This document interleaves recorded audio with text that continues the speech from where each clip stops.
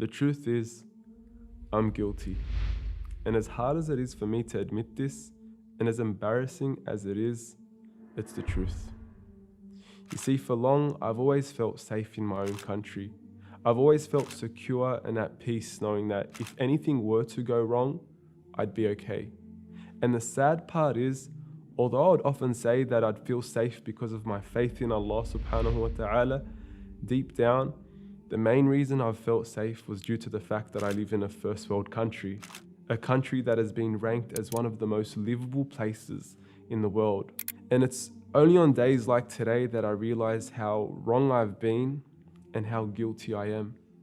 When supermarket shelves are empty, hospitals are at severe risk of overflowing well beyond their capacity, hundreds of thousands are losing their jobs, thousands are flocking outside welfare centres, entire cities are under lockdown, and our national economy is plummeting, do I finally realize how guilty I've been and how false this sense of security in my head really was.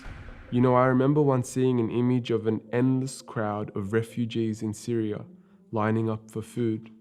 And as sad as that scene was, deep down, I had a sense of security knowing that would never happen here. Yet today, we're seeing a small glimpse of that scene manifest around the country. And I can't help but feel guilty and embarrassed for thinking I was immune from something like that ever happening. You know, Allah subhanahu wa ta'ala, He says in the Quran, أَأَمِنْتُمْ أَفَأَمِنْتُمْ أَمْ أَمِنْتُمْ. On multiple occasions, do you feel safe? Do you feel secure from Allah, from hardships, from calamities? And the truth is, for long, I have felt somewhat secure. And it's really embarrassing to say that. Once again, not because I am certain that Allah is protecting me, but it's because of the illusion in my head that bad things don't happen in this part of the world. And as bitter as it is to admit this, I'm honestly grateful that it's actually allowed me to correct my understanding of who truly is in control, who truly is in power right now. It's allowed us to reinvigorate our relationships with Allah subhanahu wa ta'ala and has forced us to place our trust in Him. And in all honesty, who better to place our trust in?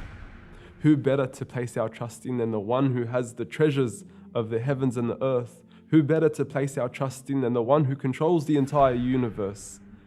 I guess it's time that we realize this and acknowledge the power of Allah.